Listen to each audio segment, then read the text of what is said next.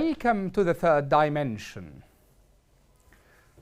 The Gaza ceasefire, signed by world leaders in Sharm el-Sheikh last Monday, has raised hopes for calm in the Red Sea, but peace remains fragile and major shipping traffic hasn't returned to one of the most crucial international shipping routes in the world. The Houthis have vowed to remain on high alert should Israel violate the agreement. While the Gaza deal may temporarily reduce the Houthis' pretext for supporting Palestinians, experts warn they could still intervene in future Israeli-Palestinian conflicts, including the West Bank.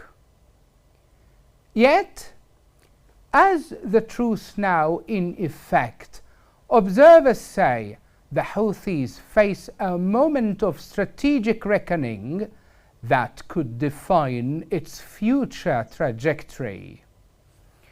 To discuss this topic, joins me from Washington, D.C., Nikolas Brumfield. Mr. Brumfield is a senior Yemen researcher and a maritime security expert.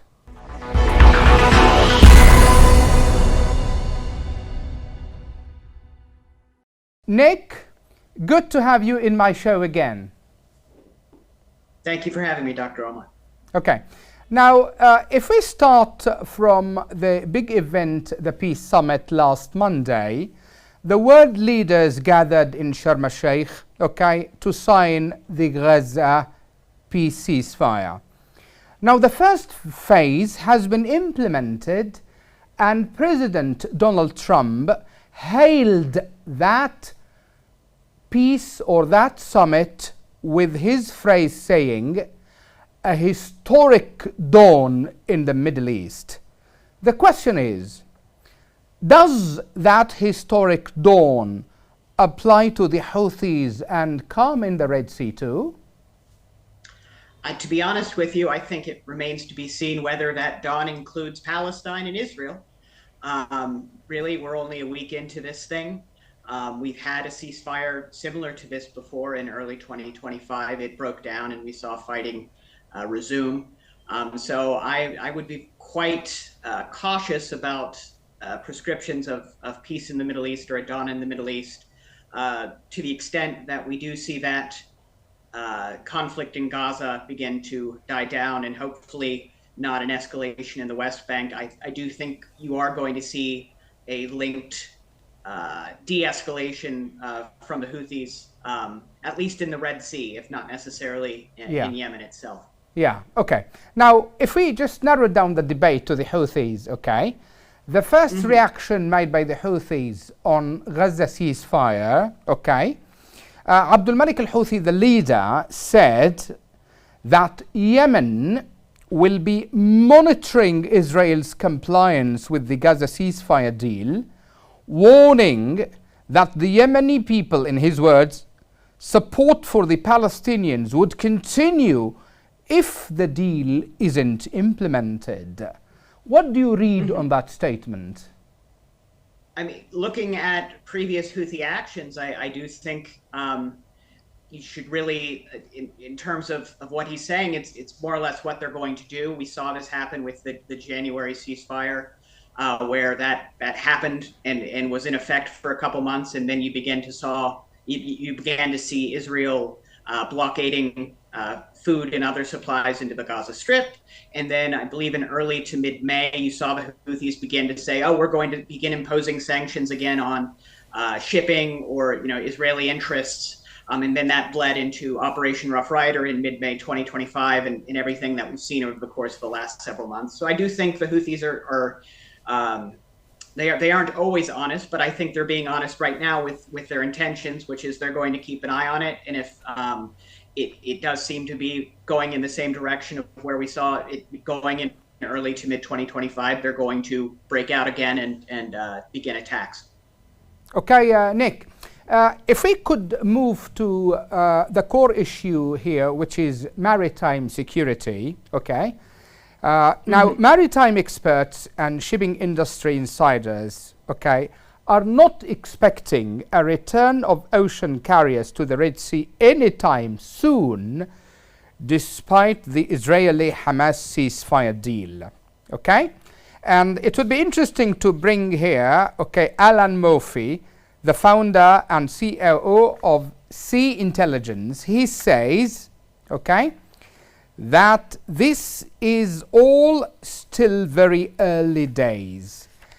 As a maritime expert, Nicholas, okay, how do you assess the current level of threat in the Red Sea now? To the extent that the ceasefire is going to be implemented and maintained, I do think you are going to see a drastic reduction in the threat environment in the Red Sea.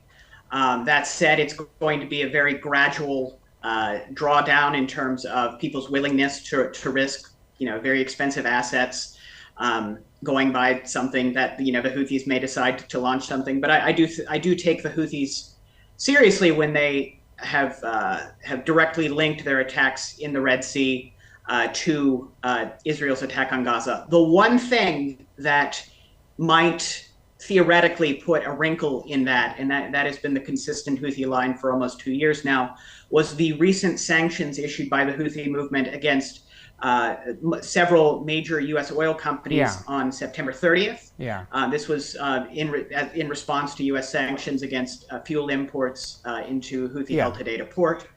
And so the Houthis, at least within their own kind of idea of what legal frameworks work, they have sanctioned those companies and said that they're going to use everything in their power to prevent them from doing their operations. So that is the one factor where I'm like, they did that before the Gaza ceasefire. They may kind of try to connect it to the Gaza ceasefire. But that is something to remain to be seen as well. Okay. In the same line, Nicholas, okay, don't you think that sanctioning these U.S. companies, okay, can be understood in the context of the Houthis' long history of backtracking their commitments, okay? And perhaps, a senior Yemeni expert, Brigid Toumi, she coined this Houthi conduct by saying, a promise from the Houthis isn't worth the paper it is written on. How do you comment on this? So, I generally agree with the idea that the Houthis are not necessarily ones to maintain their agreements. Any agreement that they make is definitely to be approached suspiciously, I think. That said, I do think it's a look at their conduct in the Red Sea up until late September, even in the face of continued U.S. sanctions against fuel into Hodeidah port and various financial institutions in Sana'a over the course of the last several months. They haven't targeted U.S. interests. So I do agree with that sentiment. I do think it can, in part be applied in this instance. I also do think it's important to look at the larger context of U.S. sanctions, and so it's not like that the Houthis just decided to do this. There was a larger context as well. Okay. Another possibility experts are talking about also. It's not only the Houthis. It's Israel. Okay. Some observers say, Nicholas, that even if the Houthis suspend their attacks, Israel's persistent perception of them as a security threat could keep the tensions alive. Do you share that understanding? I do. I think that we're going to see Yemen begin to occupy a similar position in the Israeli military sort of security consciousness as Hezbollah did prior to the start of the 2023 war. I think the Israelis are very aware of perhaps some of the shortcomings that they brought to their conflict with the Houthis beginning in 2023, and they are not going to want to repeat those again. I think they're going to invest heavily in intelligence assets, and they may very well conduct kind of one-off strikes, very similar to what we saw them conduct in Lebanon or Syria or the West Bank or Gaza, whenever it's kind of suits them to maybe try to kill a Houthi leader or something along those lines, kind of in between wars, as they say. So yeah, I do think that it's a new environment vis-a-vis Yemen and Israel going forward. Yeah, okay. So mentioning Hezbollah, okay, this brings us also to Iran, okay, as the major backer of Hezbollah and the Houthis, okay? Now with the change of dynamics in the Middle East, okay, observers have started calling Iran being what we call the bankrupt gambler, okay? But we need to stop on the reaction made by one advisor to Ali Khamenei commenting on Gaza ceasefire, saying, okay, that the start of the ceasefire in Gaza may be the end of the ceasefire somewhere else, okay? He could be referencing to Hezbollah or the Houthis. What is your assessment on this? So yeah, I think there's a number of ways that you can interpret that sentiment. I think from the sort of Iranian position, if I'm sitting in Tehran and Israel decides that Gaza is kind of over for now, in terms of threat perception, I think the Iranian leadership is very much worried about, is Israel going to strike Iran? Is Israel now going to try to use the bandwidth that it's freeing up by not necessarily being in Gaza as much to try to deal with Iran or the Houthis? You could also conversely interpret that, and I think this is going to be a dynamic that we see begin to play out on the ground in Yemen, is the Houthis in particular need an external enemy to be able to justify their pretty authoritarian control in northern Yemen. And perhaps in terms of ceasefires, they're going to begin to escalate things on the ground in Yemen to maintain that kind of warlike footing that they like, to be able to control society and to maintain their power. So yeah, it's unfortunately a lot of different perspectives to take, but none of them very good. Yeah, okay. But does Iran still have that regional influence now, Nicholas? I do think they still have a very strong relationship with the Houthis. I think supporting the Houthis to the extent that Iran has been doing, I mean, we've seen just over the course of the last several months, multiple very, very large shipments being intercepted of presumed Iranian weaponry. We're talking the Aden seizure back in August was something like 2,500 tons. So in terms of how much off of the Iranian budget it would take to, give the Houthis some drone components and other such components, I think remains to be seen how much that would actually cost Iran all that much, particularly because the Houthis do, unlike Hezbollah, control a state apparatus. They can tax, they can do things that Hezbollah can't necessarily. Yeah. And so, I think it remains to be seen, and it'll be very interesting to watch the Houthi-Iran dynamic as the Houthis come out of this conflict, seemingly the only axis of resistance member still standing in terms of their ability to conduct independent operations. Okay, and that military resilience perhaps needs to be discussed in details. Okay, another important issue in our debate, Nicholas, is what we call the International Task Force working in the Red Sea. Okay, now after all the UK-US strikes and then the European naval mission and all these things, the 47 nation navies working, the question is, why, in your opinion, have these missions failed to degrade the military capabilities of the Houthis? So I think it's a number of factors. I think one of them is just the difficulty of prosecuting what is in effect an asymmetric war against a well-entrenched enemy in difficult terrain.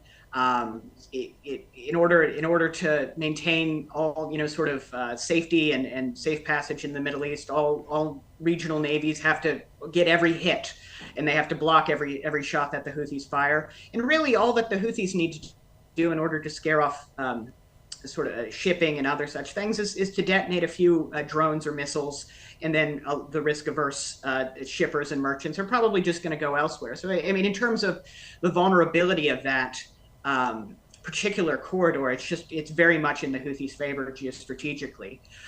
If you're asking why, why a kind of airstrike first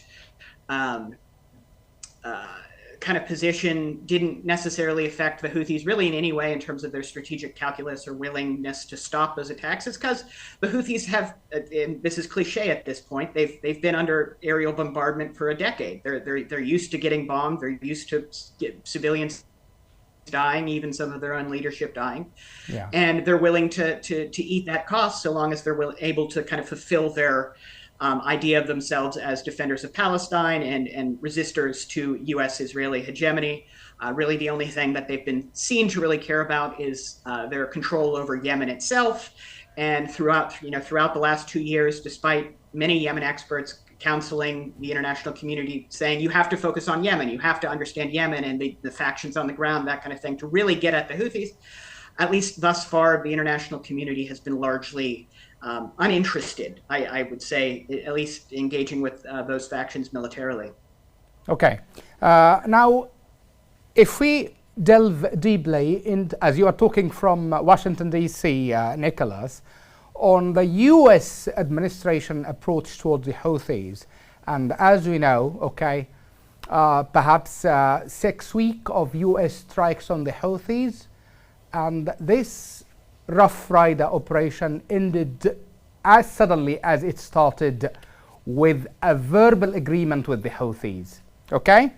Now, let me bring here, okay, a senior Yemen also expert, okay, April Longley, critiquing the current administration's approach toward the Houthis, okay, in one of her latest piece entitled Towards a more comprehensive and effective U.S. policy on Yemen. Okay, she says, I quote, "The administration's desire to pivot away from Yemen is understandable, but also short-sighted and potentially dangerous. President Trump may be done with the Houthis, but the Houthis are not done with the United States or its allies. She continues, what is needed is a more comprehensive Yemen policy in coordination with the Gulf partners." In your opinion, Nicholas, what do you think this effective U.S. policy towards the Houthis can look like? So, I mean, ultimately, and this people who focus on Yemen as opposed to larger regional dynamics or international dynamics have been saying this for literally a decade, saying that if you really want to get at the Houthis, you have to focus on a comprehensive approach to Yemen. And for one reason or another, over the course of the last decade, multiple U.S. administrations really haven't been interested in developing that comprehensive policy. I think because they think that it would be way too costly and not necessarily deliver all that they were sort of wanting it to. I think such a comprehensive policy would necessarily require sitting down with Saudi Arabia and the United Arab Emirates and sort of ironing out the differences between them and the various factions that they back in Yemen so that they'll stop fighting each other more than they fight the Houthis. I think it will require engaging with the Yemeni government and all of its various factions, and really getting them to sit down and say that what is the minimum agreeable kind of situation that we can all agree to, so that we can finish this war or get to a place where we can sort of get peace in Yemen, and then maybe we can go back to hating each other and going after each other. But really, it's that fundamental weakness within the Presidential Leadership Council itself, which is reflective in part of the differences between the Gulf states themselves, that prevents the Yemeni government from being able to really counter the Houthis in any significant way. Okay. As you have raised it, Nicholas, okay, that the fragmentation and the cracks among the Presidential Leadership Council also in a way emboldens the Houthis, okay? And Fernando Carvajal, senior Yemen expert, okay, in his latest piece, commented on that, saying, lack of a meaningful Presidential Leadership Council reform condemns Yemen to status quo. Do you share with Fernando that understanding? I do. I do not think you're going to see a fundamental shift in the power dynamics within Yemen itself if the Presidential Leadership Council, with all of its various factions that do not like each other all very much, but nevertheless have to work together, unless they can substantively coordinate, not just militarily in terms of being able to, if the Houthis are going to attack Marib, they have to worry about, other fronts as well, which they were able to do for several years without any response on various other fronts. But also in terms of the needed financial and economic reforms that we are seeing the Central Bank of Yemen and not in pursuing so far successfully. But you need unified political will behind that in a sustained manner to improve ordinary Yemenis' livelihoods and be able to present a viable alternative to Houthi governance in Sana'a. Okay. A final point, if you may, Nicholas. Okay. Now, among all these and amid all these developments and Gaza ceasefire now in effect, the Houthis announcing that they have halted attacks, okay, and they are monitoring the ceasefire, okay. Do you think there is a chance for Yemen to have peace? I do. I do think, we've been waiting for 2 years for this to kind of happen. We're still not certain if the ceasefire is going to hold. I do want to push back and say, let's be a little bit cautious here. Yeah. But if it does hold, I do think that does provide an opportunity, perhaps, for Saudi Arabia to move forward with its kind of peace process. Whether or not a lot of Yemenis are going to be happy with that, I think remains to be seen. But that was a process that was ongoing shortly before the outbreak of hostilities in October 2023, and the Saudis may try to return to that. I don't think that Saudi Arabia or the peace process is going to be able to return to exactly where it was before with no problems. I think 2 years of regional transformation may have changed the calculus among a number of parties that make that more difficult. But the opening presented by the Gaza ceasefire could allow that to move forward. Okay. This brings us to the end of this interview, Nicholas. Thank you so much for your time and insights, and thank you for talking to Yemen Today TV. Thank you for having me. Thank you.